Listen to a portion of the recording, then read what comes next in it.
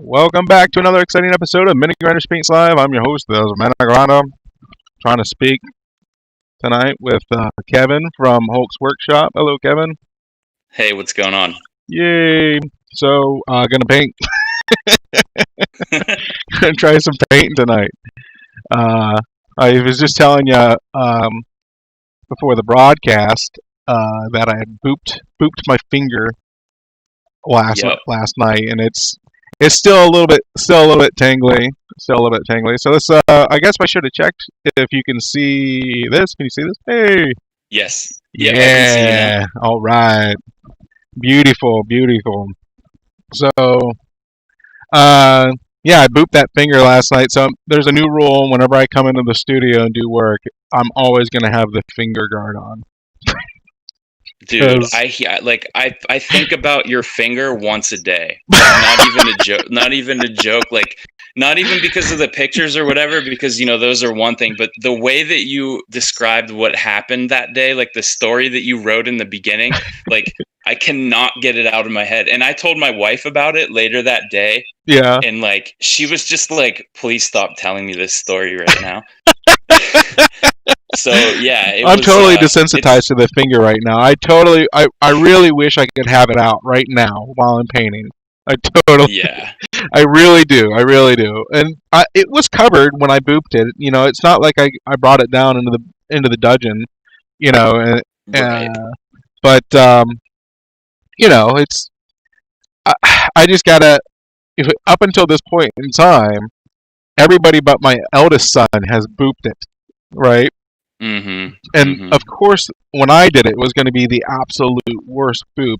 It caused the scab that had formed, the beautiful scab that had formed over it, to crack.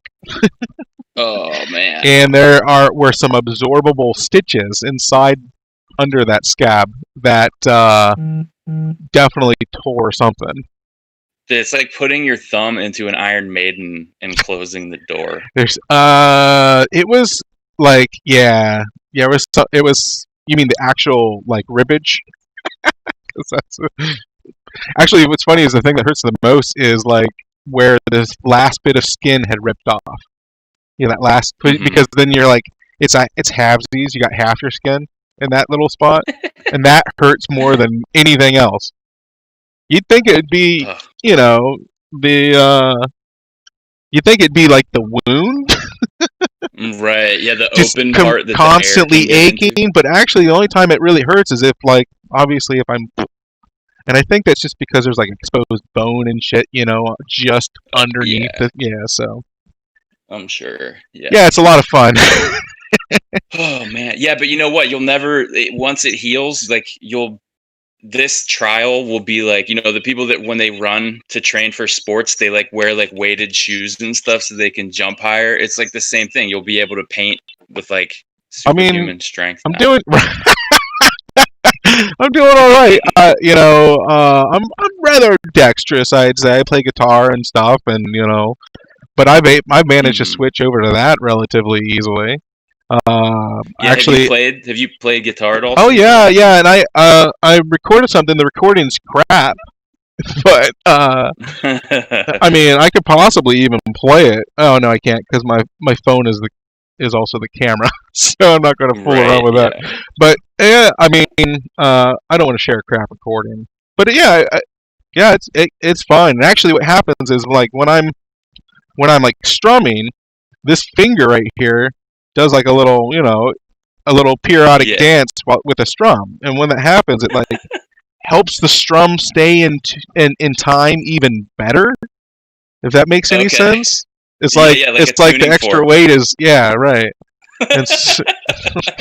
Go figure. And the other thing that I was worried about is like, so I've played guitar for like 20 years, and up until this is what's really crazy, up until last year, like literally last year, like around this time, I had only played with my fingers. I never played with a pick. And it was a strumming method that you mainly used this guy right here. Right? Mm-hmm. And so now I've switched back. I basically switched totally to playing with a pick because I just wanted to conquer it. You know what I mean? I knew that I could do more with a pick, basically. The strumming thing Yeah. that I was doing was really cool too, but it wasn't the direction I wanted to go anymore with music. So it didn't matter. And actually, I was worried that was also that was basically the only thing that I lost was that 20 years of playing with this guy. You know what I mean? Right. Yeah. And that because it's almost like a flamenco style, but it's not flamenco music. It's crazy. But anyways, the or however that's pronounced. Did I say that right? What's that, flamenco? Yeah, I think Yeah, that's flamenco. right. Yeah, it's not flamingo, No, not flamingo. which might be the common mistake. But yeah, I mean, I tried to play the way I used to play, but not with this finger, but with instead my middle finger and everything it was something that is basically going to be able to do. I'll be able to adapt to if I really want to do it. Right. Yeah, that's good. So for me, it's just kind of like, well, I might as well get something out of it. So I'm going to continue to work because I think, the best. I think I'll get the most respect for that. I mean, I've been painting. I don't mean to toot my own horn. I've been painting nice miniatures for a while, but nobody's really give a shit. Well, yeah, that's what we were just talking before for anybody who couldn't hear the conversation before we started, which is everybody but you and me. Just talking about like the difference between, like, I always think of it as like someone proselytizing, like Right. where you can have somebody who's like super just really, really great at anything, but they don't sort of like put their name out there. They don't run around and shout about themselves, Right, and they just kind of do their thing and let people come to them, versus somebody who's like, they're good. I'm not saying that anybody's not good, but the amount of promotion that they do gets them that larger audience, Yeah, and that's okay. They're that's their thing. That's the way they want to do it. I just have reservations about doing that, or I did for a long time. But I got to tell everybody, I don't have those reservations anymore because I just, at some point in time, I just kind of realized that that's not how the world works, and I really do want to get what I'm doing out there more. I think I have something to offer the community, not just painting, but like games. I've got multiple games that I've written that I'm just waiting to just put out there. Not just an RPG. I got like a tabletop kind of. It's like a mix between Risk and a Catan, and it's almost like like a Space Civilizations video game, but like on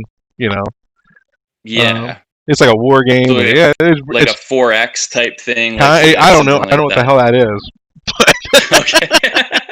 I got a lot of other stuff that and I want to do that. But the thing is wallowing about the popularity contest on Facebook isn't going to get me there. You know what I mean? Right, because it's like a few years ago, I basically said I'm done posting to every single miniature painting group. I kind of was just like, well, I'm going to paint this stuff. I'm still going to put some stuff out there, but if if other people don't share it, then whatever. I don't care. You know what I mean? Yeah. I was like, if it's good enough, other people share it. And that was all fine and dandy. I didn't feel bad at all about posting stuff then. But now it's kind of like, so now when I post stuff, you see a lot of the other studios, they'll basically post it just land-based it to all the different, groups. And so you see it pop up in the stream, like, blah, blah, blah, blah, blah. And you're like, oh, wow, they really shared the hell out of that one. Okay. You know what I mean? And then, I don't know if, like, I don't follow enough of, like, I have obviously I have friends in the miniature painting community that do stuff like that, but I don't follow enough streamers. And I don't got a problem with them doing it. I have a problem with me doing it because it just okay. You know what I mean? Like I just doesn't sit right. I feel like I don't like self promotion, so I'm trying to get better at saying I'm damn good at what I do. I'm trying to get better at saying I can share my stuff. I can try to get people to like my page. You know what I mean? I don't, but it's just like I just try There's not right definitely now. I'm just trying not to think about it. Right now, I'm just trying to paint stuff and like play a game. right. You know what I mean? Yeah, exactly, man. See, That's that's where the I'm problem at. that I have a lot of the time is that I drive myself crazy by worrying about all the stuff that doesn't matter. It doesn't Like the matter. thing that matters is if I'm just like enjoying what I'm doing and like getting better at what I'm doing and like sure, I can share this stuff out Hmm. there and if people like it, that's great. If they don't, that's great too. Like it shouldn't be about that unless my goal has to do with something like that. So I guess that was sort of like the Right. question that I was leading towards to you is like what is your long-term goal like I for the wanna. hobby scene? Oh, for the hobby stuff. Oh man, if you like in game, we talking in game. Yeah, in game. So like, I think what my end game would be to have a complete series of 3D printable like miniatures that you can kit bash. You can like piece them together so you can build your own characters and everything. I have this fascination with modular stuff, right? So like if you can Mm-hmm. get the absolute most out of everything that you put into it and everything that you add to it Sure. just builds, builds it up even more. So like the idea that it's basically, it would be like, you buy this miniature, but you get all these different arm poses for it, and you can put them in however you want. You can basically build the miniature like a little action figure kind of thing if you think about it like that. But then at the same Mm-hmm. time, you can just mix and match all those pieces too, and just make your own. So it's almost like Right. kit bashing / Hero Forge or whatever. You know what I mean? It would be even better Right. if you had, So and then that for 3D what's printing. I'd love stopping to you do from that. do like what's stopping you from doing that now? Is it just that you want to build I up got enough the scene projects. around you first? Okay. Okay, fair Like, enough. there's a lot of like That's that's fair answer. I don't know. Money, time, a lot of that Mm-hmm. stuff. Mm-hmm. You know, Facebook popularity. Yeah. Like Yeah, dude, it's a racket. right, yeah. But I mean, I can do all that sculpting and I can sculpt and stuff. I'm not I'm not a pro at it. I'm gonna muddle my way through it for the first set of miniatures, but I can make it happen. I mean, I don't know if you saw this guy right here. I sculpted him. Yeah, I remember him. Yeah, Yeah, he's good. the And I also Ripper. remember the tiles that you did too, like, Oh, right when we first met. oh right, yeah, yeah. And that's the other thing. That's the main thing that's stopping me right now. Is I'm still fulfilling that. Production was supposed to be Okay. over by the end of summer, and it's not because of COVID. So Right. it was supposed to be over a long time ago, but I mean, it's just like a Yeah. constant crap show there. Anytime you put your faith in, like, well, it's not faith. I shouldn't say that. Anytime that you start introducing more people into you know, the equation, stuff's bound to go haywire. Mm-hmm. So Mm-hmm. And this year it's just a alone, dude, it long, doesn't hard, even matter. right. It's just a long. It's just like whatever does happen to me seems to happen to me for some dumbass reason. So this is man, we've already done so much talking. I can't even. This is water, people, by the way. I don't just drink giant things of pop. What kind of animal do you think I am? I don't know. It looks like pop to me from here. Yeah, I mean, I guess I pour it out on myself just to show you that I'm not afraid of, but I don't want to get wet. There's no other really way to show it. I guess I could put my brush in it, or I don't know. I'm You're not going to good, try to man. I'm figure that just out right messing with now. you. So in a previous episode, I'd actually basically I cleaned this guy's seams. So they're harder to see. Mm-hmm. You can see you can see it almost. It's a little muddy. It is a little muddy there. That's okay. It's such a good model, man. I I love love this that thing. model. I love this model. It's no shoot. Is it the Behir? It's Behir, yeah. But and again, Behir. Okay. it's actually a Behir or something. I don't know how to say old Scottish, Mhm. but it's a Scottish it's a Scottish thing. At some point in time, I'm going to start painting here. It's like a Scottish mythological creature where like it's also associated with water, breathes lightning, but it's spelled, I think, Beithir Yeah. is the actual, but the D&D gaming people, they've shortened it to Behir. The etymology Yeah. I mean, of the Behir.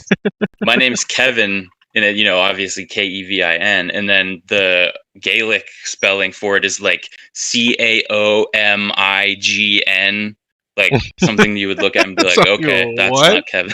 It's Yeah, not even it's right. pretty crazy. So I want to do like an iridescence on this guy because I like scales and iridescence. It works so well on that dragon, right? And Mm-hmm. this guy's got tons of scalage, right, all over the place. Yeah. And it's kind of so. And I wanted to talk a little bit about like iridescence. I want to start doing more of it also and exploring it even more. I don't want. Disclaimer, I don't actually know what the hell I'm talking about.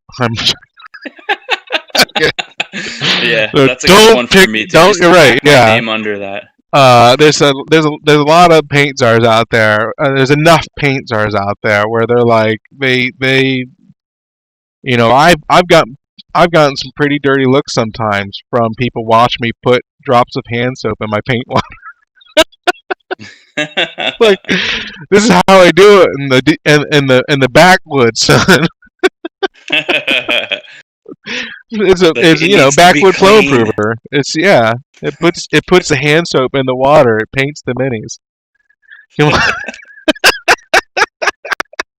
But yeah. So I don't. I mean, I'm just exploring the hobby here, and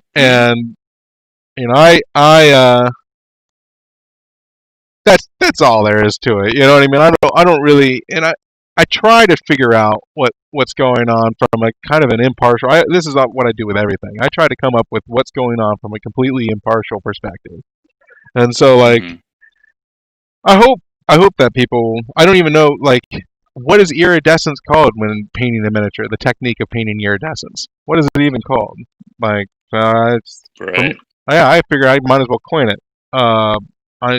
Whether it picks up, but I think it's basically almost like a complex non-metal metal, really. Mm-hmm. But what it really is, I think, is a lighting effect more so. In which, right.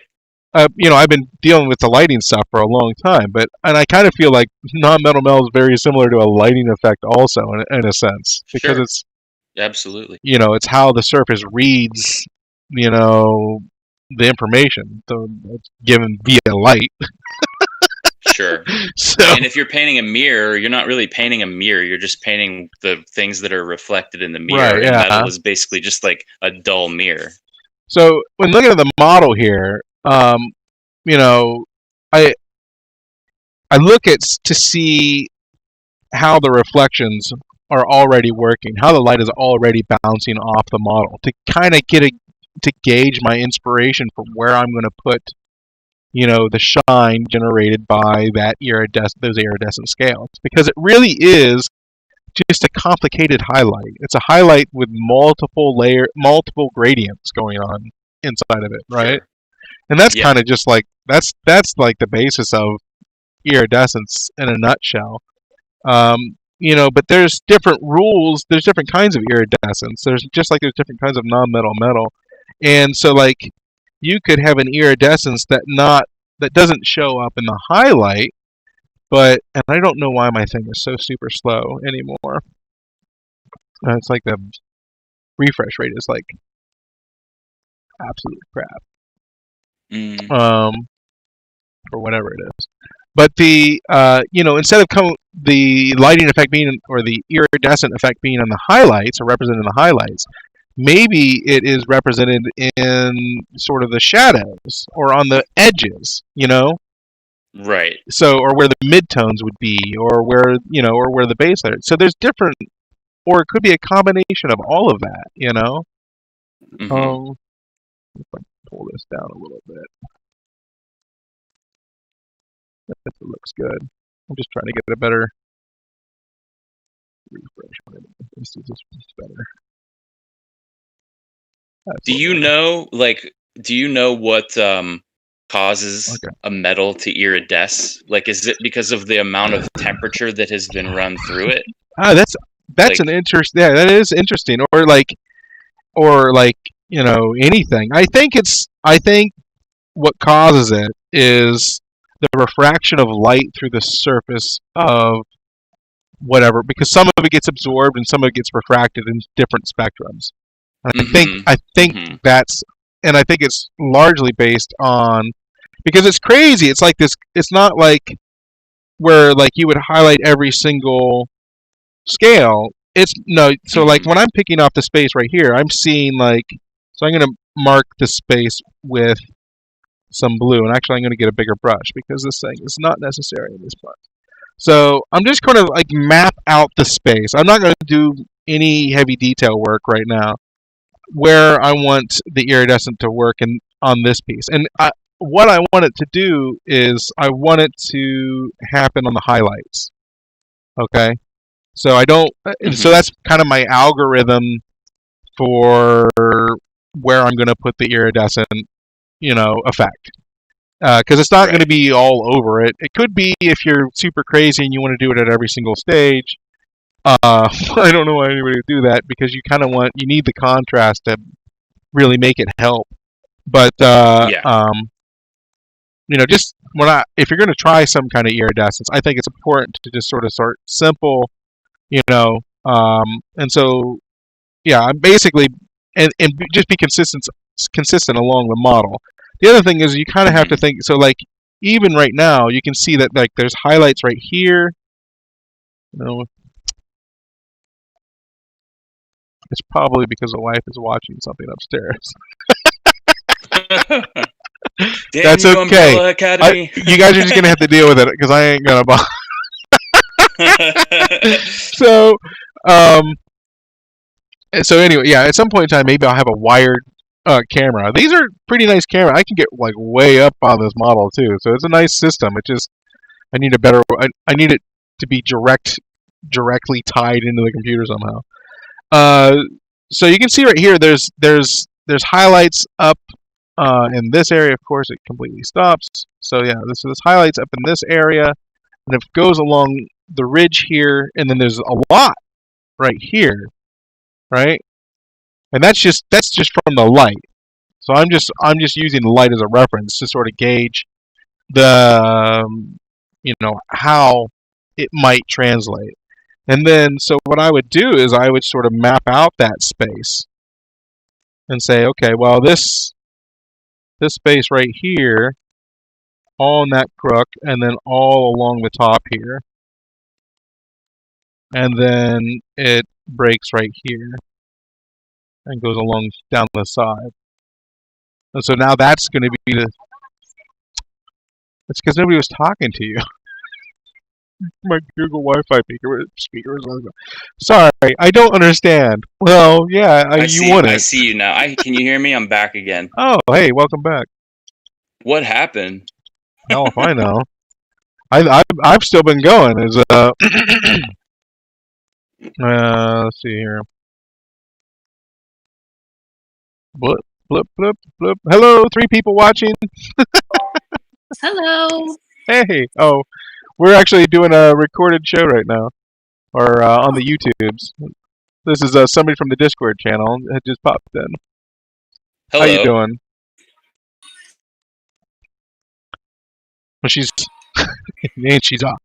All right, so She's so yeah, I don't know what happened, but Yeah, I don't know what happened there. It was weird. The live I don't have the live feed anymore. I just have a spinning dial. oh really? And yeah, I don't know what happened. Hmm. But it's cool. We'll roll with it. Yeah, it don't matter. I think everything's okay. It says the stream is still running. Yeah, I can see you on YouTube on my laptop. I Yeah. just can't see you on the Discord. Oh, okay. How about now? Oh no. Hmm. It's just spinning and spinning and Oh, I see here. One second. There we go. There we go. How about no. that? Hell? Okay, so did you hear what I was saying about basically mapping out the space? Yeah, Okay. I did hear you say that stuff. Yeah. So like right there's sort of like my that's what I'm going to go with right there. That's going to be I'm using this Esrin blue as my base layer for this iridescence, and I haven't totally picked out what colors I'm going to go through. And honestly, even if I was to just develop it like this, it would still have that kind of iridescent effect because it'll automatically translate, or it should anyways. As long as you're not like okay, so as long as you're not making the rocks the same iridescence as that, it'll translate in a person's brain as, hey, that's something, that's the light's affecting it or something. You know what I mean? Because right, especially if it's executed properly. But yeah, so that's kind of like my first step is to kind of just check to see, I use the light as a reference to see how the light reflects off the miniature itself, and then I sort of just map that out. I don't think too much about like um, the high detail stuff right now. I'm just thinking about where that space is. So obviously along the head here, we're going to get some. There's obviously some over here. I'm just going to just sort of lay it down. Like I said, it doesn't have to be super exact at this point in time. There'll be much more time to get in and do the exact stuff, the details. But, right. Yeah. So have you, how'd you enjoy the ReaperCon? It was good. It was almost more overwhelming than the real one. Oh. Because I couldn't like disconnect from home. I don't know if that makes sense. Like when you're there, like that's where you are. Like you're Right. in the zone. You're like surrounded by it. But being at home, it's like I still got to feed the cats. I still got to like clean, like do the everyday stuff that I would do when I'm at home. Yeah. So, yeah. It was great though. Like they did an amazing job. How they were able to like keep everything organized and keep everything working is way over my head. Yeah, it's running a con is not a simple task at all, and doing it online is a whole nother. That's a whole nother thing. So I think on this side, I'm gonna kind of come around. So I'm trying to grab that curve right there, and I'm gonna hit that space. That space is gonna be iridescent all the way down, and just a little bit up at the top there.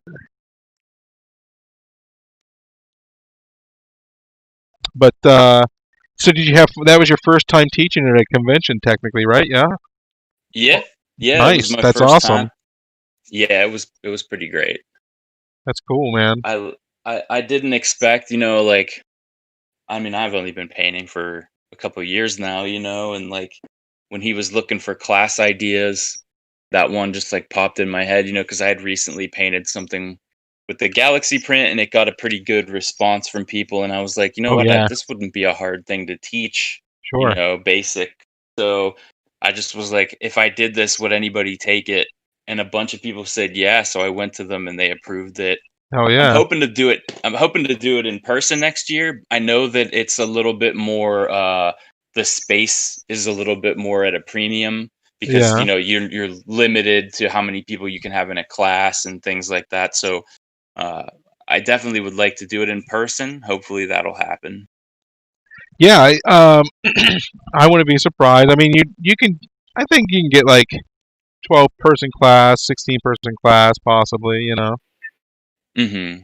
But yeah, I think it's totally doable. I actually done something like that. Like I want to say it was like 6. It was like one of the last live streams I ever did, like 6 years ago, and it got a huge reception. Also, it's just a cool thing. You know what I mean? It's just a really, Mm-hmm. really, just a neat idea in general. Yeah. And it's always, I mean, the universe is beautiful. Of course, it's going to be beautiful. Right.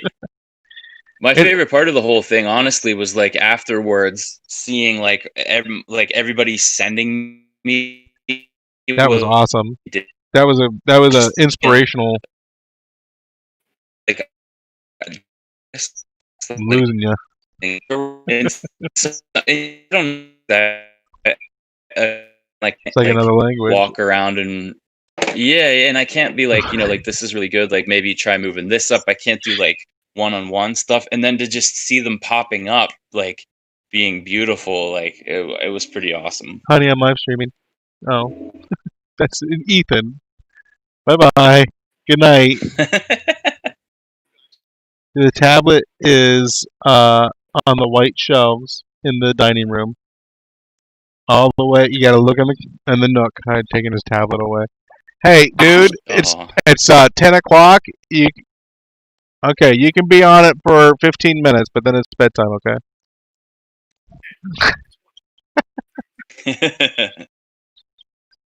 It's okay. I always have to like, just in case, because she would have just came right around naked, and she wouldn't have cared. But I don't want to get into. Right. It was my son coming around half naked instead. It'd be like there'd be a content warning on this, and people would be like, "What did they do?" I did. Yeah, whatever. I'm all done with the social media empire and telling me what I can and cannot stream at this point in time. Holy crap! So I've been trying to like. I've been trying to like.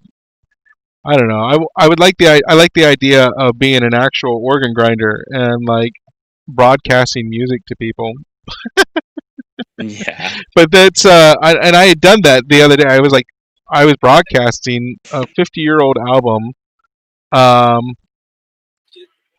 and that nobody would have ever listened to otherwise, and most people probably wouldn't even admit to listening to it. Mm. You know.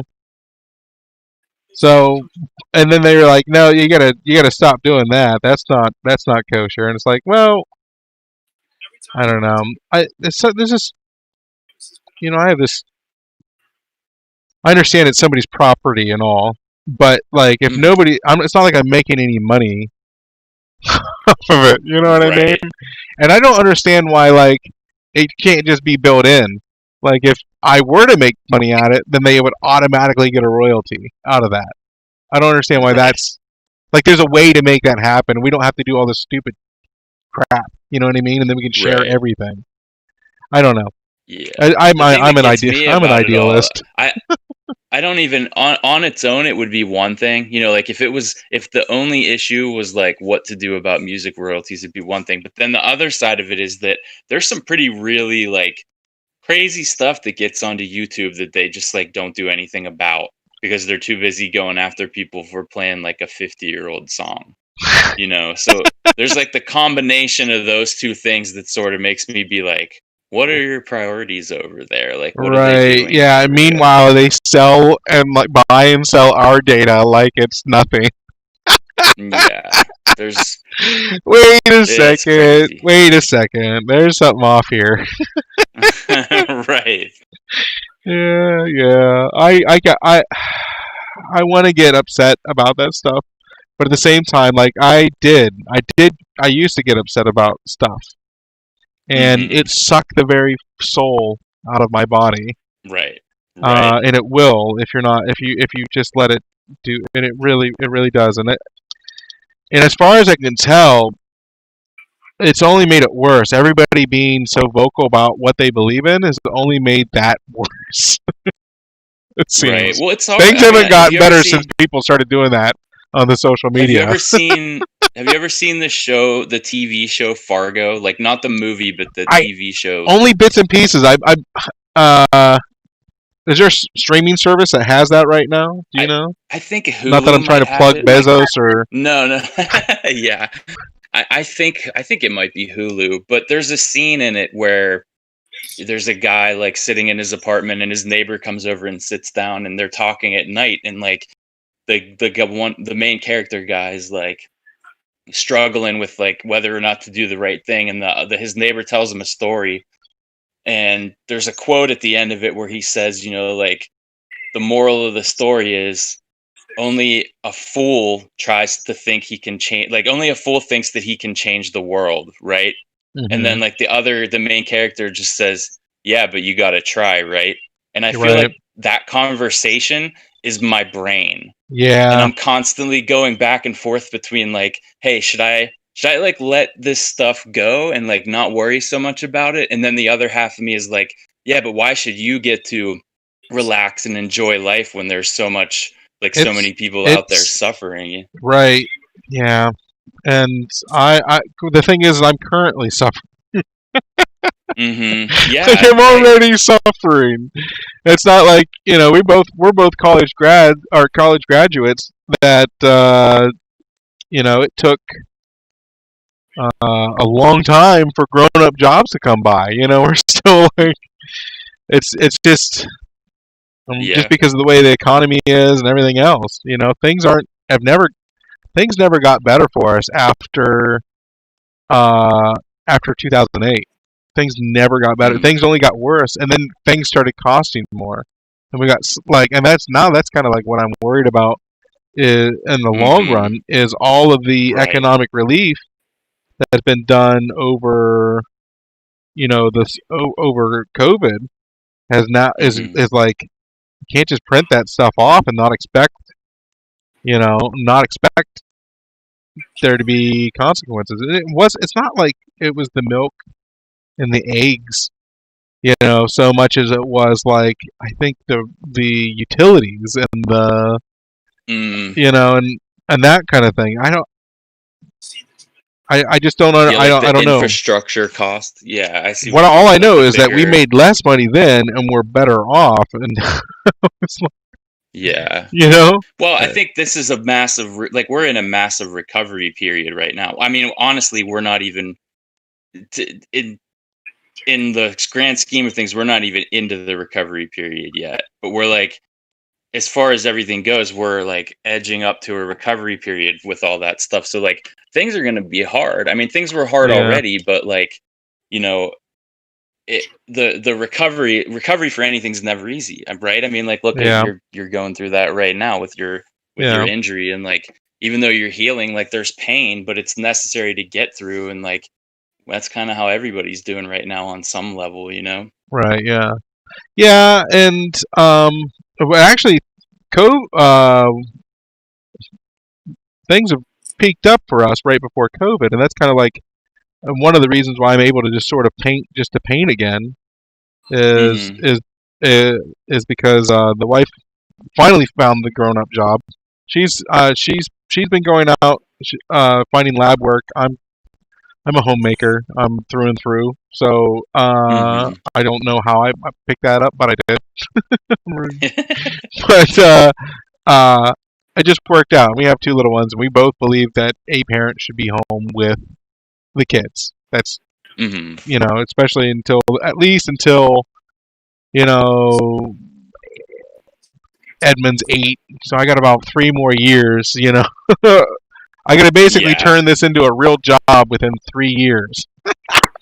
Otherwise, you know, I'll be joining the workforce also. But right. I'd rather do this stuff. I'd rather play games and paint miniatures the rest of my life. Yeah, I wish that everybody that wanted to do something like that was just like able to do it, you know. Right. Yeah. Wouldn't it be nice? And lucky for us, hey, at least we didn't pick one of the most like expensive and addictive hobbies that exists. And that's sarcasm, because we definitely did Warhammer? One of the most. just in general, painting miniatures and D&D and stuff. Right. Like, It's pretty high up there as far as Yeah. cost goes, and I say that as a video game player, Oh, right, where yeah. like that was always the thing growing up, where people were like, video games are expensive. I'm like, you should look at D&D, man. Like, I mean, granted, you don't have to have it, but yeah. Yeah, and it seems like I have a hard time buying things where it seems like they're just going to waste my money anyways. Also, Right. Yeah, or I change agree. rules, or like, or some whatever it is, or like just incredibly overpriced stuff, and that because I don't know, it's like because people don't understand what they can use. They Yeah. think they need that stuff, and you don't need the super. I'm cheap, so I know. Okay. Well, you're also creative, right? I mean, that's what it comes down to, is that that you could make something as good as, if not better than, what's out there. So like, it feels like a waste of money because you're like, I could just do this. Right, I can just do it myself, and that's the curse of Right. my life. Yeah. So it's not. It's like that's just how I'm made, anyways. I have a real problem with that. I can't escape it. It seems I always have to make. I think we had this conversation a while Yeah, ago. when you were brewing ginger beer, we were talking a little bit about Yeah. it. Oh, you had brought it up, and I think I reached out to you. But yeah, it's yeah, I can't help but just make everything, and I like to do it from the classic way. I just saw. I'm gonna plug a YouTube channel here. I can only remember the name. This guy makes he does like makes drinks or whatever, and there was a butterbeer recipe, and he had mentioned that it was from the actual butterbeer recipe from like 1600 something of somebody's court, or whatever it was. Lord Butterbeer's royal Lord court. Butterbeer's court, right? It's that recipe, and it does take beer, but you can cook off the beer. You can cook off the alcohol. But it's butter and beer. With butterbeer, Right? Butterbeer and brown sugar was the basic idea with it. So, but so I'm drawn to that kind of thing because I'm like, that was taken from an actual recipe. It wasn't some crap that somebody made up because like, oh, butterbeer, it's gonna taste like butterscotch. Well, why? Doesn't that you're just okay, buying that crap without even understanding why? Like, also, if you follow through, just think about the words that they're using. Is like, butterbeer tastes like butterscotch. Well, it's like, think about that. I mean, butterscotch is probably just the same thing, but instead of beer, it's scotch. Right. So one of the things that I think what I want to do with this guy is I'm going to take some Kalian wine, and I like the idea of putting like just on the edge, the lower edge of this sort of iridescent space. I'm always going to put like a Kalian wine sort of blend right there, and so just like right on the fringes there. I'm not gonna let it overtake the model, but basically on any south side, like I'd hit a little bit down here. I'd hit down here and here with it, down along this line. Right. Now, can I jump ahead and ask you something about the future real quick? The future. Why, yes. The future of this paint, I mean. So like, are you going to be covering stuff up when you blend, or are you trying to leave the spots that you haven't got to yet with just the black undercoat? It's almost like a base. Kind of think of it like a base layer, Okay. And then you can just build on top of that. And what I use is, I don't have a set way of how I do things. I use the techniques and kind of layers to build up. So I compose a layer strategy for the end result, and then and then I just go with it. But like, as long as I stick to the same rules that I do for that miniature, it'll always pan out. And then after that, it's just a matter of knowing your techniques, how much, and loading your brush, man. I really do believe that most of the work in painting a miniature is done in loading the brush. I really firmly believe that that's where, for me anyways, because I'm a brush painter, you know. But yeah, so if I like, there we go. So if I go just along the bottom of that, we're already going to start to get like an iridescent effect just along, and I'm going with straight paint here, just moving along. This stuff is, I mean, at this tonal level, I don't have to.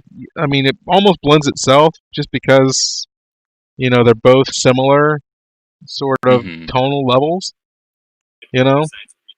Right, and also when you're doing something like iridescence, like there's not a lot of space between where the color shifts. It's kind of like an instant thing, so you don't really have to worry about a slow, gradual gradient.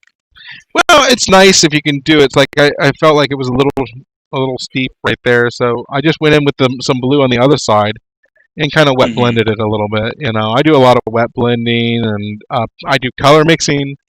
There's not one way to blend two things together, right? I'll do it all. I'll do every single time. I'll do it all. Yeah. Yeah, it's good to have the tools, you know, like to have the options. Yeah, and I think a lot of people, you know, when they're learning how to paint miniatures, they kind of get pigeonholed a little bit because there's somebody's that style that they're really into, and so they take that as they take their method, and then that's the way it's got to be. You know, they sell that method to themselves and anybody else too. You know, especially if they're a paint czar. But the thing is that keep on calling out paint czars. The thing is that you know, in the end, it's really, there might be a faster way to get to the end result at the same end result. There might, you know what I mean. But that's the beauty of the paint, you know, of doing it, the process. And so for me, it's like each one is its own problem to be solved kind of situation, you know. Yeah. When I paint, anyways, that's how at least that's how I approach it. No, I absolutely agree. Like, especially about, you know, the different roads and like not worrying about if there's a better, faster. Like, it's not always about being fast, and I say that as someone who's one of the slowest painters I think on the planet. And like I'm always thinking, like, man, is there a faster way to do this that I'm just unaware of? But then like that only makes me feel uncomfortable, and then I'm like, well, I'm just gonna do what I like, you know, and like maybe I'll learn it later. What, you know, as I started developing my skills more and more and more, and I started doing, you know, trying to really push the display level stuff. In the end of the day, you're just gonna have to get down in there and paint every single one of those damn scales. There's no denying it. Right, so like, you're gonna have to take your time, you know. Now I feel anyway. So now that I'm probably gonna get unsubscribed just from the mere suggestion that, but I really do feel like that's the case. I really do. You just gotta get down there and paint it. So this is like. And that, honestly, because that's when everything start to, you know, quote unquote pop or whatever. But the thing is that these darker colors, I'm not worried too much about, you know, the nooks and crannies being taken over by the saturation from these colors. Let me zoom it out a little bit. I wish it would just stay zoomed at that level. For Christ's sake, it's set on like aggressive, but. It's not aggressive. I like that your camera has a setting that's like aggressive. How about manually set? We're just gonna set it and then forget. So that's not it. It's like the Krusty doll on The Simpsons. The guy's like, "Yeah, you accidentally had this thing turned to evil." Right. Yeah. Yeah. There we go. See. There we go. See, that wasn't so hard. You just had to put it on passive. Oh dear God! Now it doesn't. Okay, it's okay. Whatever. Okay, so maybe I should reset my servers whenever I'm. I think I'm just gonna work. This. It'd take me forever to do all of these spaces on this. I will say this. Really try to punch in the saturation on these levels. Just because. I mean, saturation is the name of the game. Also, there's like contrast and saturation. A lot of people when they're like doctoring their little miniature photos and stuff, that they're like, gotta pump that pump that contrast, pump that saturation. When you could just do that with the brush.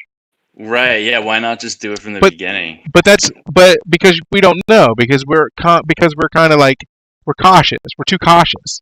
We don't want to overdo it. We learn, hey, you can't just highlight like a crazy mother. You know what I mean?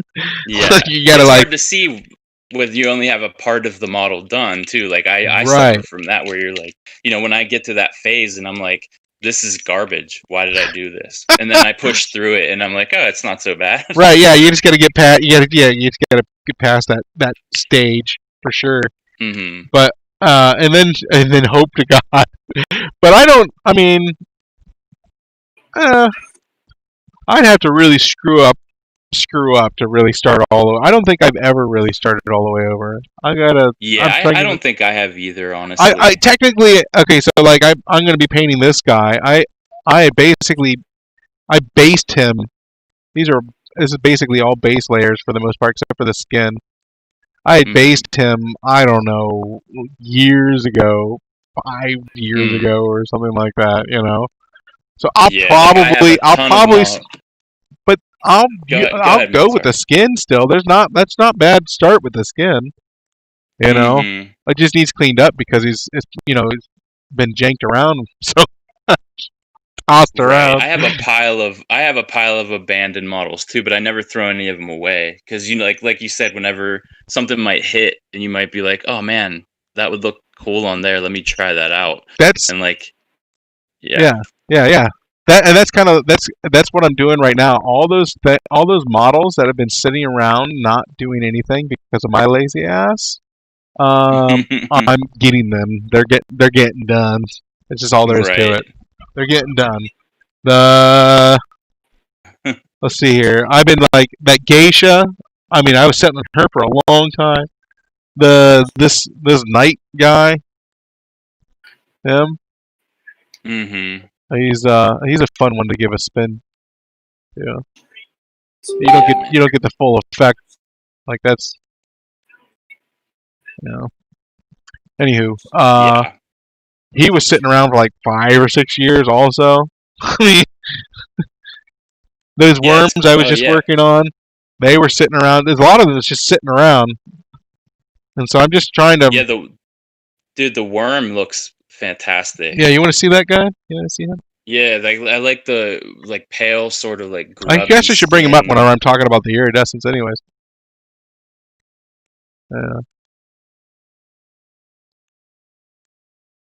Yeah, he's almost like it's like really on one hand you have like the the pale sickly sort of underground living flesh thing with like the opalescence, and then on the other side of it you have like the deep, like you were saying, the saturation, like there's like the fantasy style of it. It's really good. I dig it.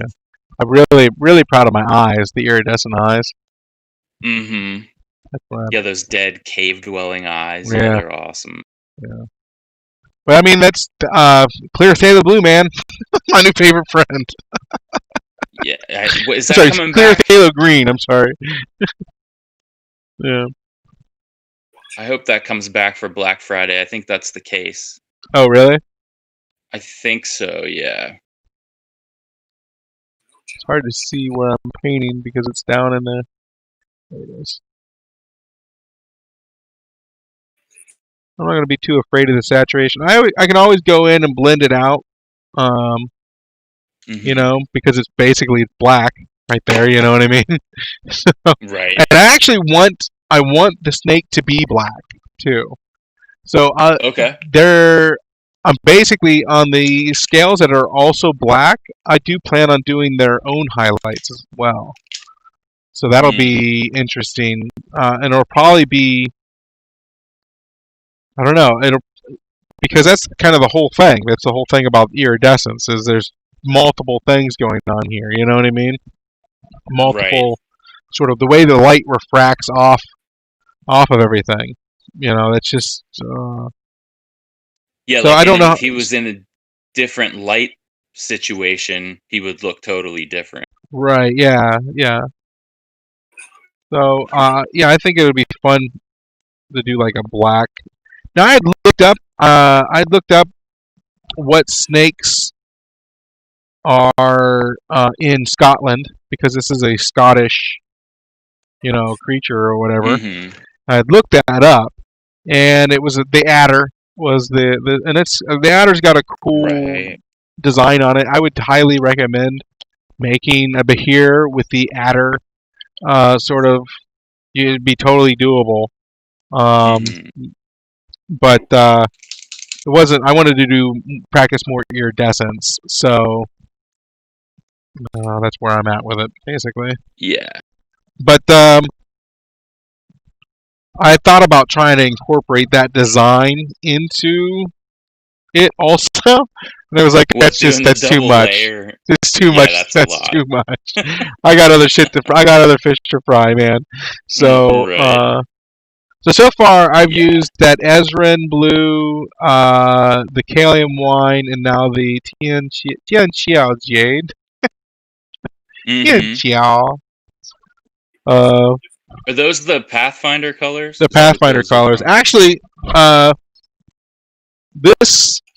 Pathfinder colors are like so saturated. They're like, for me anyways, and maybe that's why they're more expensive. So this guy is all Pathfinder colors. And he's like super, they're like, see how saturated they are? Yeah. It's like something that would come off of a Mexican restaurant's wall, Right. Bright, like, color blocking, yeah, for man, sure. That's like half the fun for me going to a Mexican restaurant is like looking at this extremely saturated paintings on the walls. I love those things. I'm a fan. But yeah, so the Pathfinder colors are like, I don't know, I really like them, and so I try to use them. Yeah, they're nice.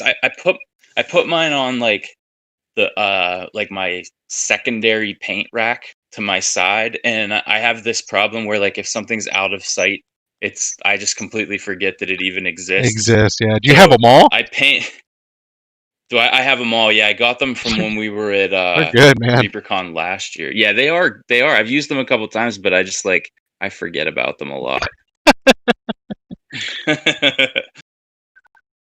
So I'm going on with a detail brush here, and I'm just going to sort of like start grabbing each one of these. And that's because I don't, at this point in time, this is sort of like the transitional color for me, and I need to differentiate, because it's really going to make, while that blue is translating right now, as soon as I put this down, everything around that is going to seem like way darker, even though it's just like a mid-tone almost, Right. It's not doing much right now because he's all alone. Get in on this. Yeah, the stepping up in colors, and it's definitely I realize it changes the way the whole thing looks. The glasses are coming off. I gotta get a new prescription. And so as you get older, and you're in the hobby, and if you have a certain kind of astigmatism or whatever, your eyes will start getting better and better and better. It starts going the other way. Interesting. Yeah. So like you might have to just take your glasses off to actually see what you're painting. Of all things. I got bifocals last time I went to the eye doctor. Bifocals, yeah, there you go. You're getting old. He talked me on it. He didn't want to hit me in bifocals, and I was like, look, I read tiny little NDCs on prescription bottles all day long, and I'm getting headaches. Give me bifocals. Yeah. I need to not have a headache every day at work. Yeah, I've been lucky my whole life with my eyes, but I know that after doing this for a couple of years, I'm going to need something. It's going to happen. How's the game going? You asking me? I don't have a game on. Oh, it's lead. The Saints are winning, so. But Janoris Jenkins hasn't gotten enough tackles or a sack or a strip sack or a INT. I'm not winning my matchup this week. If you're addicted to the hobby and football and you need to keep up to date, just join my Discord server and just chat with Lieb. She'll keep you up to date on both. I know nothing about football, and when you said strip sacks, I thought it was something that you could get at Wendy's. Like a chicken strip meal. I'll take 2 of those strip sacks for and a strip sacks. Yeah, a strip sack. God, somebody's gonna make money off of strip sacks at some point in time. Yeah, it'll be like 60 years from now, some marketing team will come up with it, and I'll be like, "Oh man, Kevin said that all those years ago. Now somebody's making money." Right? So kind of what I'm doing is I'm just making sure. Well, like hopefully you can see it. I'm just trying to make sure that I'm staying within the blue space whenever I'm doing this. You know, It's got so much glare. I kind of want to. Maybe I should turn this guy off. Yeah, I get it. It's too dark now. I gotta put it on. It's way dark. Maybe we can adjust the. Let me see if I can adjust the exposure. Let's see here. Oh, I saw my glare. So yeah, you're leaving a bit of a border, right? Like it looks like you're concentrating on like the center of the blue area and leaving a bit of the blue. Is that correct? Yeah. I'm just kind of like, yeah, Jay. Yeah. 1 second. Whoa, there we go. There's some.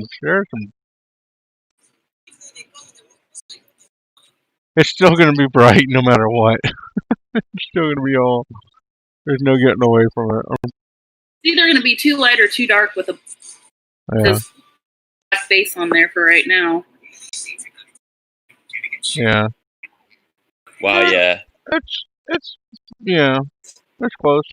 Okay, this guy's gonna look really sweet when he's painted though. I can already see it. I can start to see it. I'm already starting to see it though, on my end anyways. Yeah, I mean honestly, like if you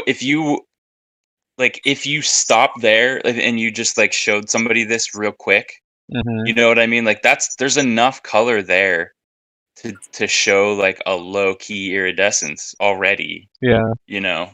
It's just the so I'm just gonna switch back to where it was before. So I'll just try to get the glare off of it. So that's just one spot. You just got to keep on developing it. And in this case, it's scale by scale.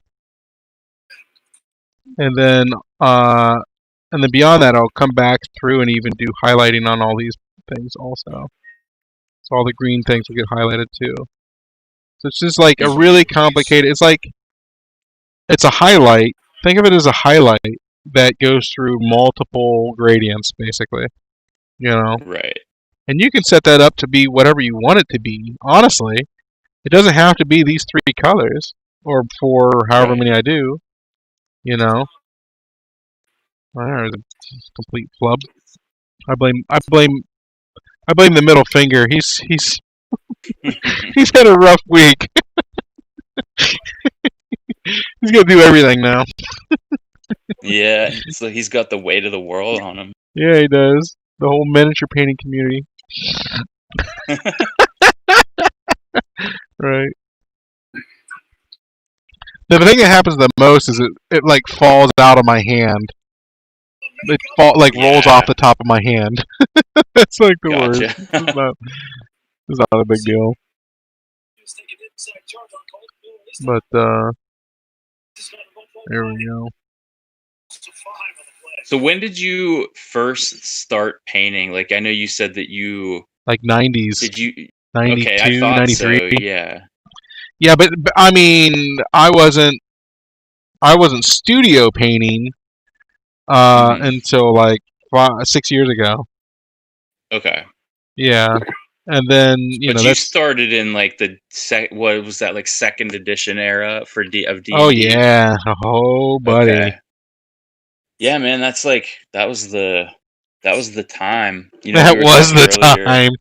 We were talking earlier about D&D, and like it just, I was thinking about too how like it back in second edition, like they were a little bit more I don't want to say they were more open to letting you do what you wanted to do, but some of the descriptions in some of those books would be like, there's a thing here, figure it out. Yeah. And you'd just be like, okay, I guess I have to figure this out. Yeah. Precisely. And it was great. I mean, I loved it, man. Like reading those books when I was young, and like I didn't play until I got older, but like I had a bunch of the books and like reading them and just being like, can I just go here? Like, can I go into this book and like live in this place for a little while? Right. And I don't know if the new stuff has that as much. I mean, I think that really depends on the storyteller, whoever's telling the story. I really do. That's true. You know, but like, do they? And honestly, I would say that D&D is almost more inviting to that, because they really like dumb down the rules to the point where you just kind of like gives the power to the DM almost entirely, I think. Now, that's true. Yeah. From my perspective, anyways. Now, anybody who's out there can obviously like shoot that idea down, but I really kind of feel like that's what they're going with as far as their, you know. Mm-hmm. I think that kind of stuff leads to people fighting. To people fighting, yeah, because there's no hard and fast rule to it. Right? Yeah. Yeah. And how do you put rules for everything in a game, anyways? And that's kind of like, that's when I approach to writing my game. That's what I think about. I think about that. Mm-hmm. You know. Yeah.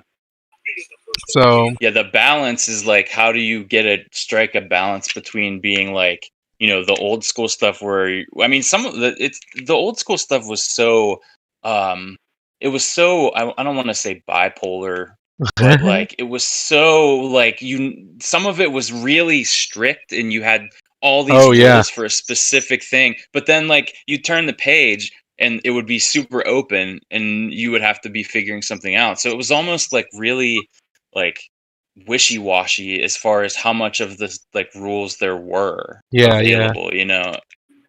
I kind of like how I approach that problem in my system is like I try to keep the rules relatively simple, like the basic rules, the stuff that all characters can do kind of situation. And then I put all the little fun things that everybody wants to do, like the stuff that you would see in the movies or whatever. I put that stuff as special abilities in the feats that people can pick up.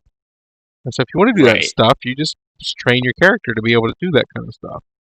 You know, but you're not going to be able to do it all. You just got to pick some things.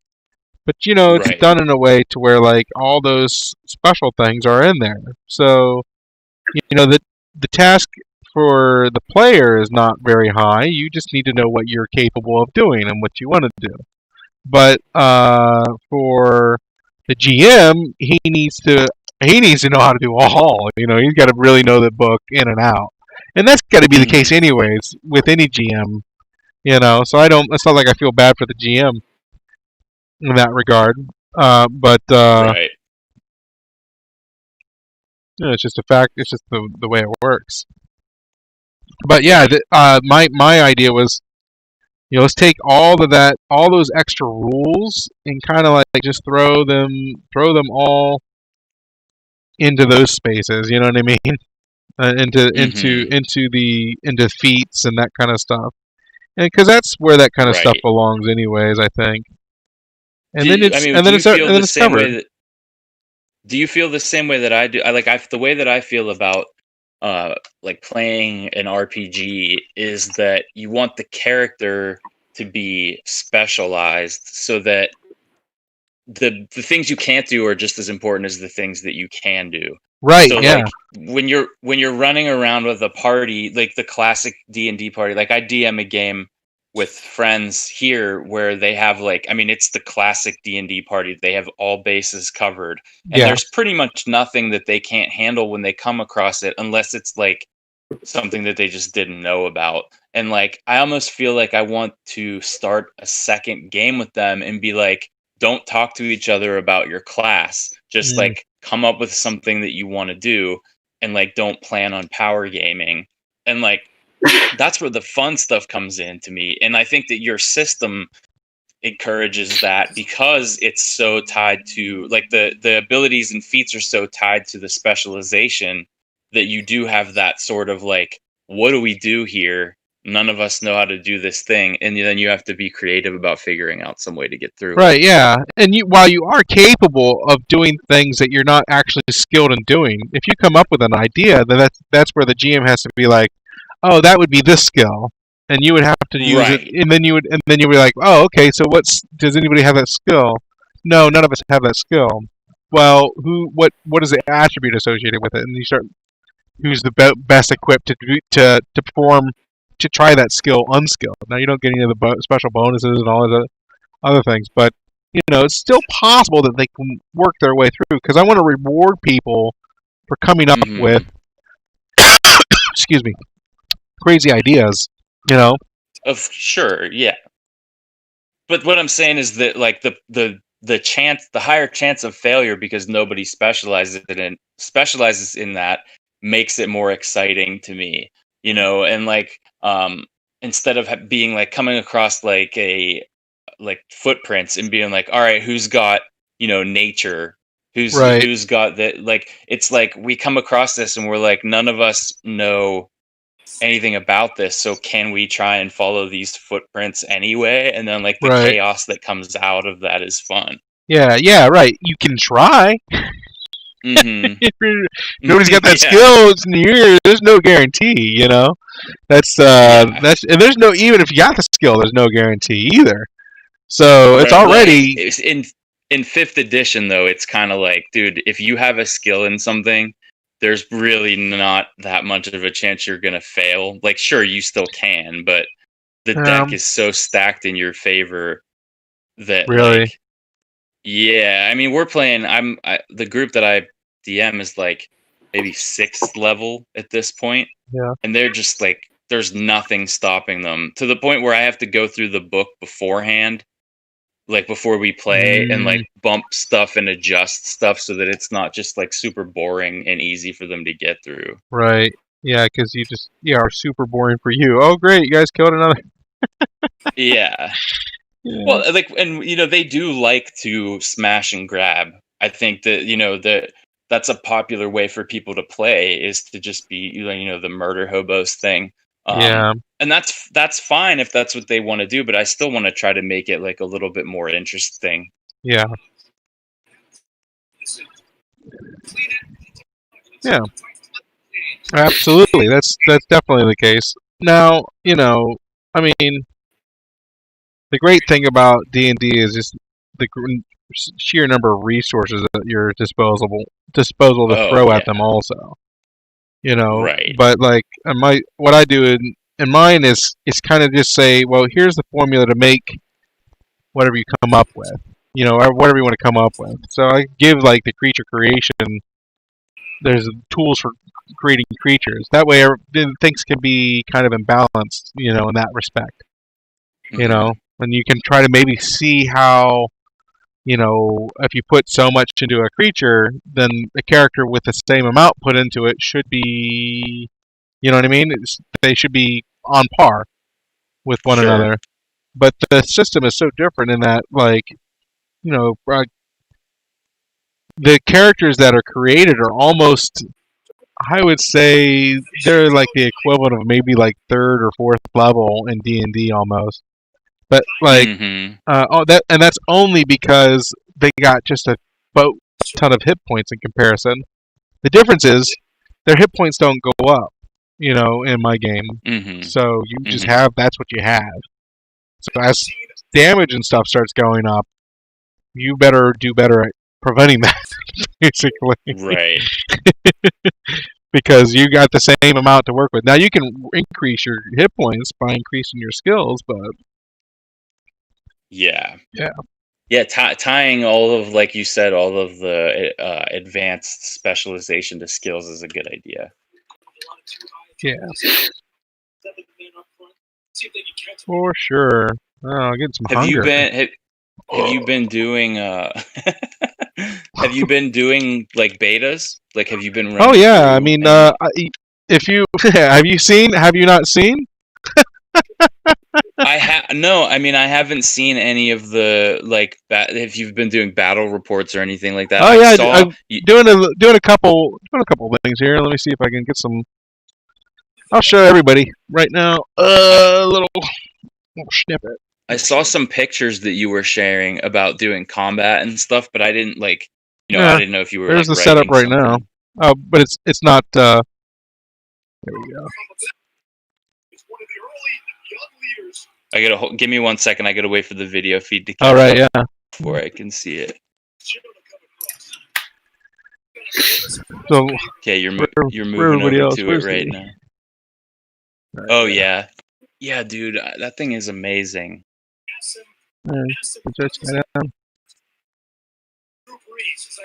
It's so good. I love the pools, like the what are those called? Like the mineral pools. Yeah, it's all modular too. I'd have to put the autofocus back on, but yeah. Yeah. So that's what the live stream demos look like is this. And that's been my dream for however long, is to, sort of like create a cinematic, sort of tabletop and then stream it. Right. And so now, like I was saying to you before, is like I feel like I was like poised at the beginning of the summer just to do it all, because I've been kicking a whole bunch of cans down the road, and now they're just all kind of made it there to the end of the road. Right. So like, that's one of the things that helped me get on my funk. The other thing was like, now I need pieces to populate, and that's basically what I've been doing. And so that's energized me to like produce more stuff now, because I'm building towards something. Because I wanted not just, you're saying what's my end game. I can tell you what like my strategy is to present absolutely beautiful tabletop terrain with beautiful miniatures, and then hope that entices people to want to play my game. Yeah. And then maybe, hopefully, they'll buy the terrain, and they'll, I don't need any more commissions. So I basically have one client at the moment, and I'm very happy to just have I should say 2 clients. And I'm very happy to have just that at the moment. So somebody told me I had this thing hanging off my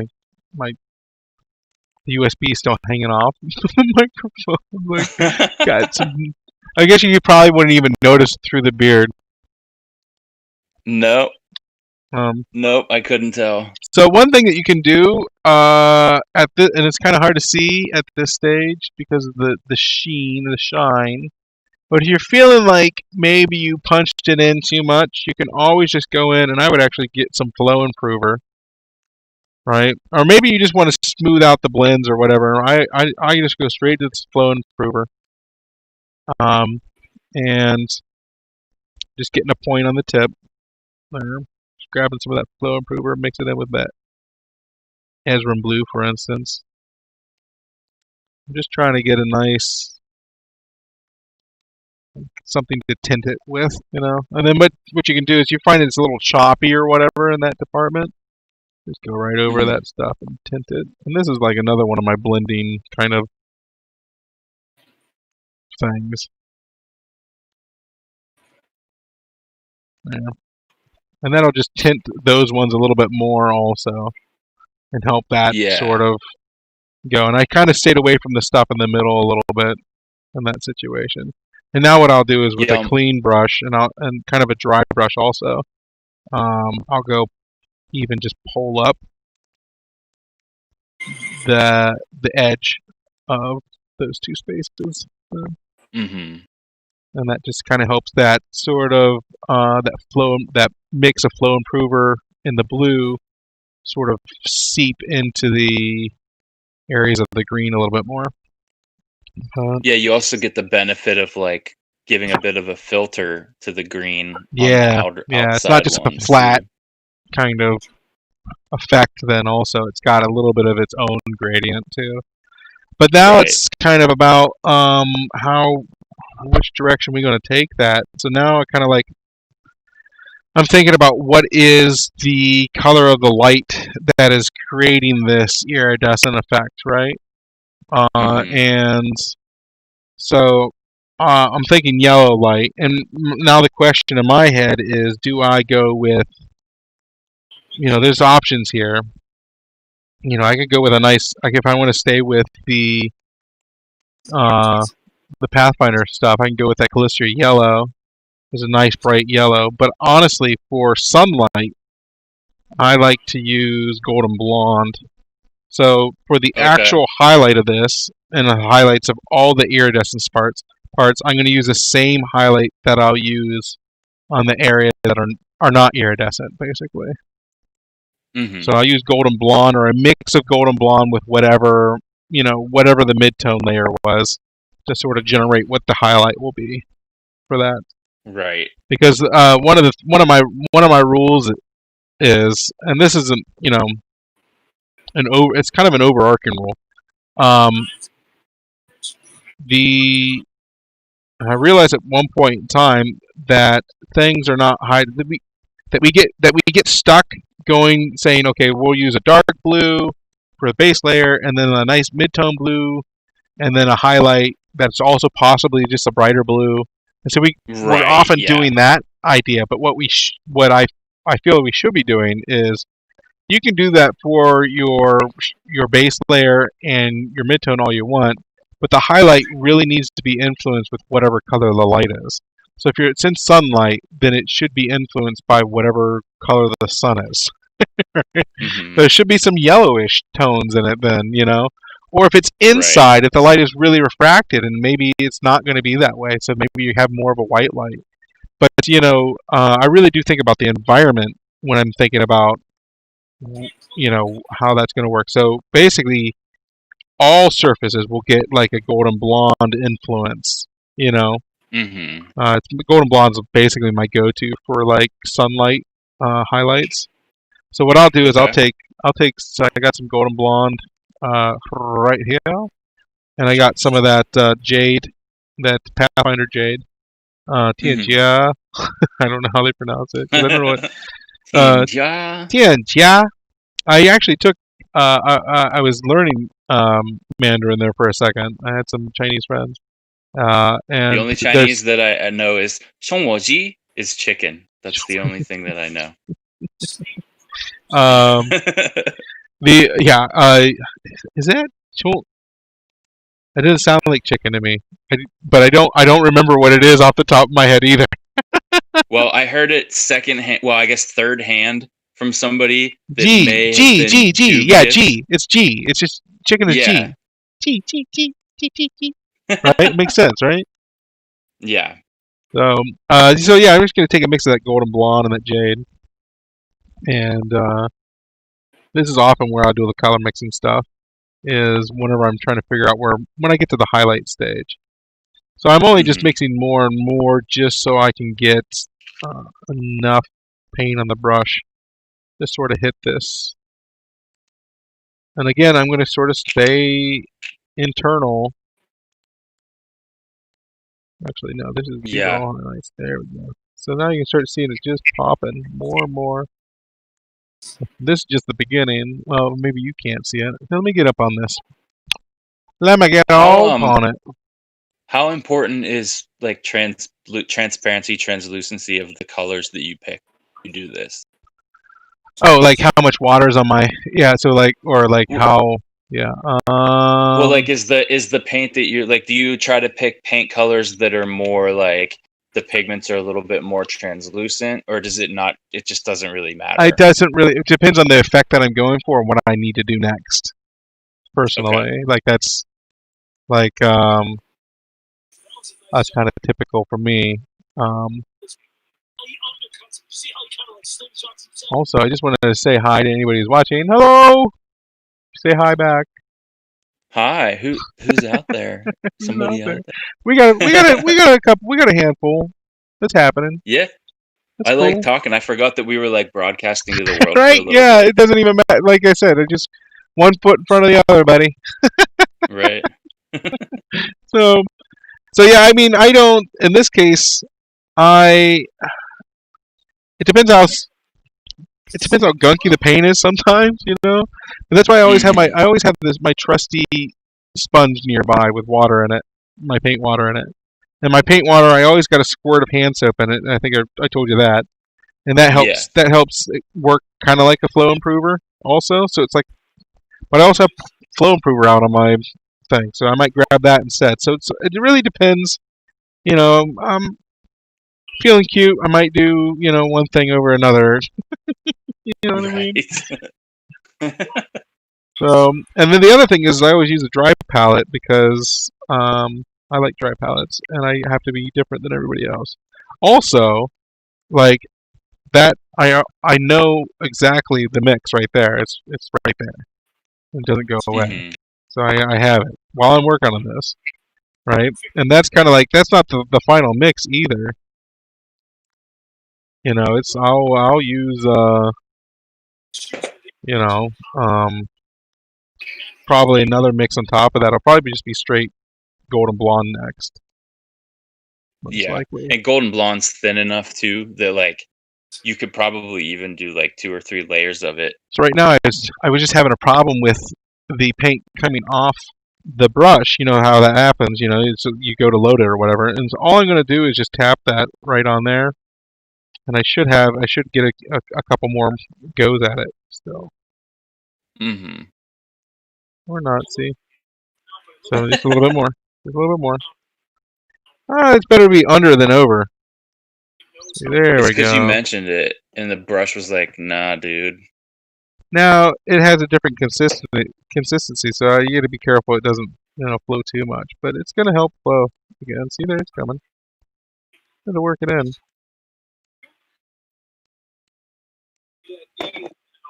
But I think I'm gonna keep the highlight higher up on the top, and then kind of taper it off as it gets lower and lower. You know, you got to play with it. I don't know how it's going to be in the final product because it's hard to see. You have to, all I'm saying is don't fall in to your own design and then just be like, well, that's just the way it's got to be. At some point in time, you can go back and make minor alterations. Right. Because after it's all painted, you're gonna see it all for what it is. Yeah, that's very true. Punch up that focus. At some point in time, I'll have a intern from university. I'll be doing all this stuff. Come on, monkey. Focus.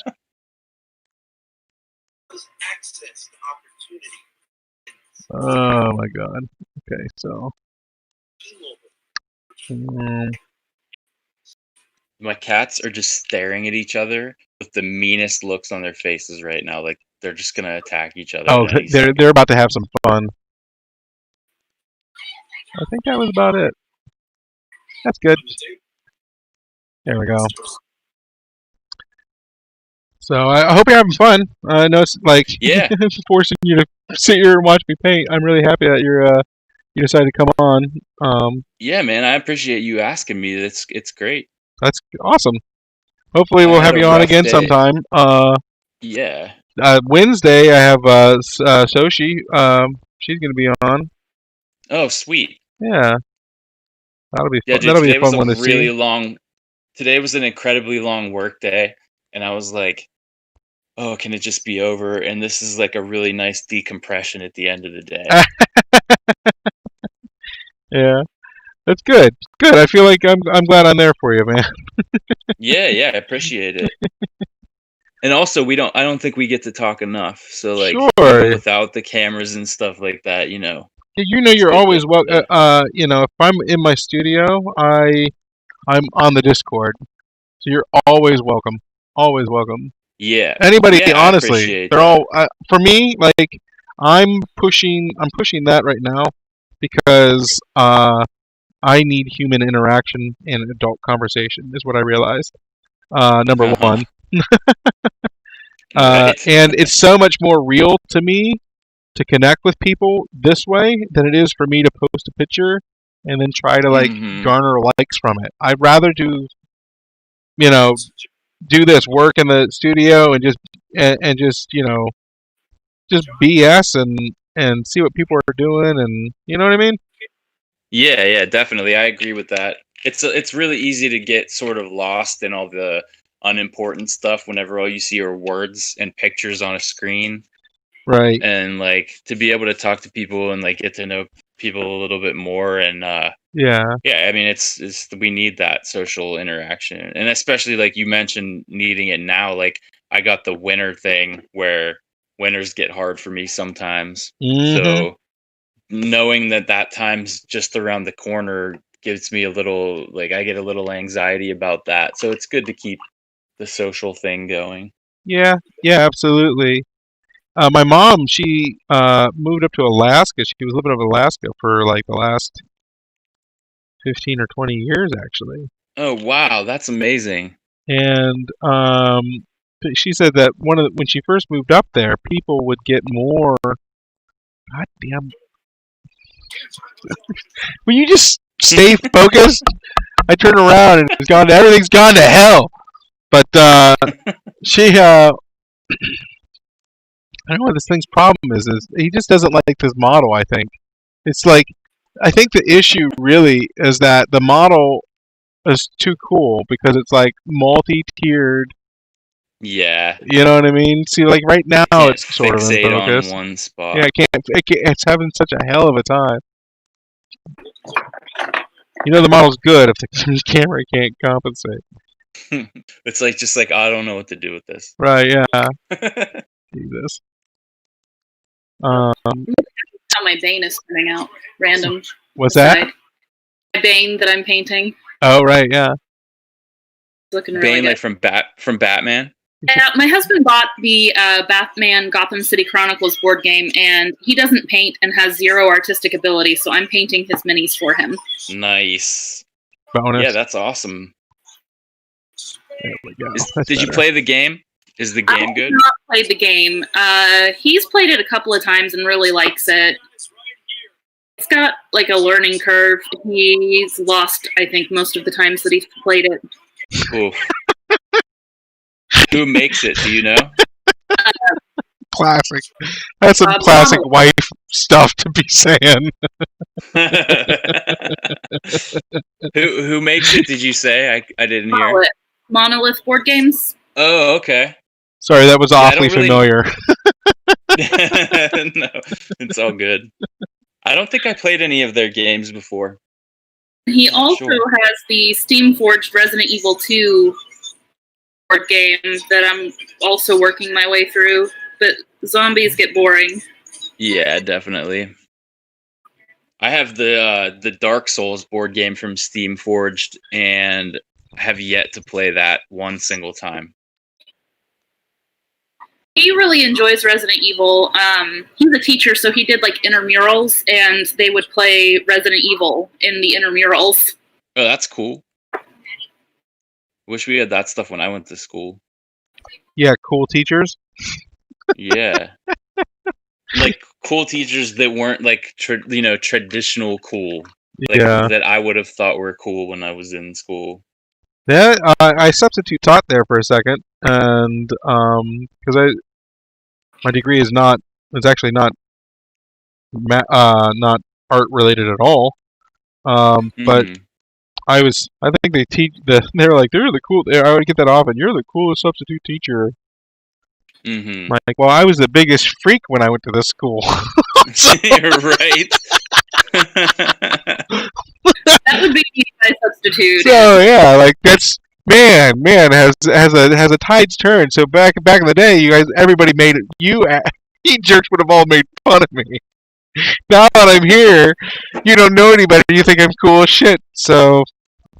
I went to pick up my son from school one day, and I typically have rainbow hair at any given point, various colors of the rainbow, and like, oh, your hair is so cool. I'm like, you middle schoolers and high schoolers love it now. I got made fun of all the time in high school. Yeah. Right. All the time. See, I was in a punk band when I was in high school, and for like 2 years after it too. So I've become a lot more introverted since then. So like I was definitely not cool in school, but I'm a different person than I was back then. Yeah, I think we all are. Yeah. To some extent. Right, yeah. Some things stay the same. Yeah, the hardest things stay the same. I don't know. I hated high school and it was awful, but I do give high school credit in getting teased every day because I give zero fucks what anybody thinks about me anymore. Right. No, I want somebody to give a fuck about me, honestly. and then I'm like, yeah, now let's go, buddy, because now I'm huge and back in the day. And now I want it to happen, like a little bit. It's just not now because it's gonna be hard punching people with the extra. But yeah, no, there was a point there after high school where I just begged for some little, twerp to. Yeah, I went through that. Phase. I just want to point out right now that I'm using some straight up golden blonde. Let me see if I can. This guy, focus here. Where are you at? Oh boy. Yeah, somewhere in there. So yeah, I'm just using the straight golden blonde now. Okay. Whip. Just tapped it on my sponge. Better flow. Every scale, over and over and over. Do you go to bed and you're dreaming about scales? No. Painting scale. No, I make sure that I'm very capable of falling asleep. Yeah. That's a nice way of saying that. I mean, after the whole day, I'm definitely ready. You know what I mean? But yeah. So I kind of feel like I was a little heavy-handed there with those highlights. Just a little bit. I kind of dig it. But I am when I do my makeup, I want you to see my highlight from fucking space. So right. Wow. My opinion may not fit in with your style, but I am a very much you need to see the glow. Yeah, and I think it works. If you keep it consistent, I think it'll work with the rest of the model. I don't think it's going to be a problem. Right. I think Exactly. I mean, all I'm just trying to do is just taper it just a little bit more. So what I did was I'm just grabbed that jade just the same way that I did with the blue. I'm doing that now with the blue and the green. I'm now doing that with the green and the yellow, and just walking that gradient up the best way I can. And trying to. So I got to do that and all these other spaces also. It's not the same, but it's similar to whenever I do non-metallic metal. Right. Where you're just, like you said, you walk it back and forth until you're happy with the way that it's sitting. I love metallic metal, but that is so intimidating to me. It is. It's hard to wrap your head around. And I've the way I approach it is I always approach it just from the perspective of how how the light works. You know what I mean? Mm-hmm. And that's when somebody told me about refracted light, it was just like a light bulb went off inside an OSL light bulb went off inside my head. Like basically, like if you have to really, because at that point in time I was already sort of focused on what the environment was with the miniature, and like not just the miniature itself, but how the environment influences what the miniature is going to look like and all this other stuff. But so like the idea that if this guy was surrounded by green stuff, then having nice saturated green shadows under here would be, sublime, basically. You know what I mean? And the same thing for all of the shadows for all the different surfaces, the rocks and everything, Right. So, I mean, when I first learned that, I was just like, oh, that's like, yeah, there's layers. OSL is like onions, and at some point in time, the Docky thing. Docky and Ogre, right?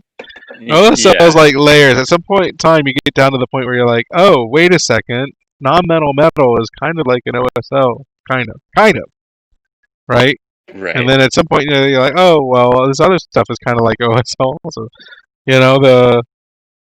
And now, like... Well, right, because it's true, though, because everything, you're painting light from some object. Everything is OSL. In the end... Everything is light from some source. Right, yeah. So like, when you paint natural light, you're painting OSL with natural light. Right. And so, like, that's when I sort of realized that, like, the highlight color should be the color of the light, right? And at the same time, that light in the environment sort of dictate what the shadow color can be. And so your base layer, for me anyways, is always the shadow color, and then the midtone is whatever the midtone is, and then the highlight is always the color of the light. And so what you can have is you can have shadows that are cast by the light can have a certain color, and then you can have the environment refract color onto it also from different areas. And then, it's not like, a lot of people, they have a hard time figuring, when they see a model that's got all these different colors in it and stuff like that, how would you even come up with that? And I'm very methodical about it. I'm very algorithmic about it, I just set up the algorithm and let it play out and then hope for the best. Right. There's some artistic license taken at some point in time, but in the end, you just got to take that chance, I guess. Isn't that the best part, though? I mean, to me, the best part of it is where you're like playing mad scientist, and you like, I think I have an idea, and then you just do it, and something comes out of it, and you're like, I can't believe that I did this, and that's my favorite part of the whole thing. Yeah, right. Yeah, I'm constantly blown away by. I'm like, I can't believe this crap came out of me. You know what I mean? Like, it just blows me away. But that exploration is what, like, man, that's what I really get into. And so for me, I am constantly trying to push it again and again. What's the next thing I got to focus on? What can I work on next? So like, I've been sort of, whenever I did that big old dragon, that last big one with the iridescent purple and green iridescence, I was doing multiple projects on that. I was working on, obviously, my OSL, my non-metal metal still, but at the same time, I was also working on refracted light from the crystals, how light moved through the crystal or translated, and then how that got shown onto the rocky bits in the terrain and the dragon itself, how that translated. The color of the dragon translated through the crystals also. all of that together, and then at the same time, like, I'd never done iridescence before, so I threw that so constantly, just trying to one up myself every single time. And like, it's not surprising because of things we've talked about before, you know, where you're like, "Ooh, I'm gonna do this," and then you're like, "Okay," and then it turns into a thing where you just like go down the rabbit hole and trying to figure it out. And it's not surprising, but it's also like a good thing because it's like it's really your style. Where like I don't know if we were on camera yet, or if we were just talking before, where we talked about like styles and like stylistic choice and like how they, you know, they can develop naturally as long as we're not trying to imitate. Right. Yeah. Yeah. And because like the thing I always talk about, and this has been on my mind a lot lately about painting, is like people going through arcs, almost like storyline arcs, where like it's probably difficult for the person themselves to see it, but like if you look at a painter's like body of work, even from, let's say, the last 2 years, like you can see the arc where they like came up with something, or like they were like, I'm gonna try something here, and then you can see that style, and then they're lost forever down the rabbit hole. Well, and not only that, but they overlap too, and it's really cool. Like, if you take like a longer period of time, you can see where one arc of like the style overlapped with another one, and then like, you know, it's sort of like the we're all inspiring each other also. Right. Yeah, exactly. And because things are so connected, you get to see more of other people's work, and like you get the iteration on things, you know. And like the person I always talk about is Michael Proctor, because like he was one of the people that before I ever picked up a brush, like even way back in the day, well, I don't want to make him sound old, but like before I started painting, and before I even got into models, like I would see his work and be like, this is really good. I wish I could do this. And then like after seeing more and more of his stuff over the last couple of years and seeing like the different directions he takes, where like you could see where he started to get into like the dot, like the the pointillist stippling and stuff. Yeah, exactly. Yeah. So like over the last 2 years, you see how he took that concept and like evolved it into his style. That's like, for me, that's like I say we're studying it. You know, that's like that's because that's what you're doing. You're really studying it to see what you can do with it, what you can get, you know, and what it can give you, what it can do for your art, you know. And sometimes we just get, you know, hopelessly lost down that hole, you know. And but that's good though. That's what I'm saying, is that's a great thing, because that's where we develop our personal style. And I think that the thing, like when I see people that paint that are like, not that anybody ever asks me for advice, because God, I don't really know anything, and for the love of God, don't listen to anything I say. But like the thing that I just want everybody to do is like, don't be afraid to do crazy stuff. Yeah, you know, because that's where like the cool, like that's where we develop. And like, the models are cheap. Go to Reaper and buy like three boxes of goblins for like 25 cents and like go nuts. My biggest advice for people is to not be afraid of painting the big stuff, because honestly, the big stuff is like, you know, it gives people the opportunity to explore that stuff even more. I feel like, you know, like this is basically, this whole piece is going to be a study for me. You know what I mean? It's going to be an exercise for me.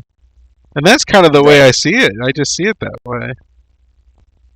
Yeah, and like you said earlier, you always try to find at least one thing on every piece where you're like, I don't know what I'm doing. Great, let's do it. Let's do more of it, like, so I can figure it out. And I always come up with something else. And then the thing is that like, what helps me keep on doing that is because I'm working on multiple things all at the same time. And so I'm like, how are these two things now going to interact? And so like the fun thing for me is textures now, you know, and so now I'm going down that rabbit hole, and because now I want to. That's the next thing. It's one thing, like doing OSL is one thing, and you're able to practice doing all your nice blending and all that other stuff, because you're going to have to blend between different colors. But you can. How do you do that with textures in mind? And that's a whole nother kind of can of worms. There's doing textures, and then there's doing textures with OSL, and kind of like, it's not as hard as I'm making it sound to be right now. But it's like it's still something. It's compounded knowledge that now requires more thinking, and that's what I'm addicted to whenever it comes to miniature painting. More thinking. Yeah. Right. Well, and eventually, like, there's not enough time in anyone's life to go down every single rabbit hole and like come out on the other end and be like, I have done it all. Like, I think if a person ever gets to that point, like, they're in a dangerous spot, because what is there left for you if you think you've done it all? Right. Yeah. So like there is like a thing where we are the sum of the things we've done. So like the thing I've been focusing on over the last like year or so has been non-metallic metal. Yeah. And like I'm at the point now where like I need to start adding some like color to it, like reflective. Like I've got the light, like painting the highlights, and like I've got that pretty much good. I understand the concept. So I want to try to add this, not necessarily sky earth, but just like reflections on the surface. And that's the same thing with texture, like you mentioned, where like, hey dude, like if you've got a sword next to a cracked leather belt, like, can you reflect a cracked leather belt in this sword? Like adding the texture to the reflections. So yeah, I mean, it's crazy, like what you really can dig into it. Yeah, but at the same time, it's always, for me, it's always about contrast. In the end, is how can I use all these things to create contrast, and then you have to make those decisions. Is the cracked leather reflection in the sword going to detract from the cracked leather itself, or is it going to? What's the fidelity? Right. Yeah, the fidelity in the end result. Yeah, I love it. Layers. Paint miniatures got layers. Yeah. Yeah. So I think we're doing pretty good here. We're just about wrapping things up, actually.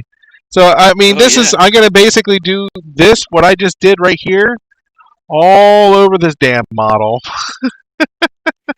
Basically, and then I will use a different sort of format for, I don't know what I'm going to do with the skin, but I think the arms and the fin are going to be some other sort of color combination. But I want to keep the snake black, so that'll be interesting to see how that pans out, because black is so difficult to do anyways.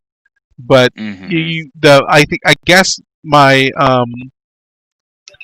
my short answer is, you can see everywhere where it's highlighted right now, and that's basically the same thing. I'm going to keep the black, and then I'm going to, where you see highlights right now due to the light, that's where I'm going to highlight.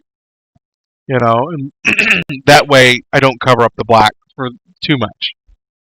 But I'm excited to see where this one is going to go. Maybe I might get bored and just totally jettison the idea of it being a black snake also with iridescence. I hope not, because I really want to bring that out more. But let's take this back a notch.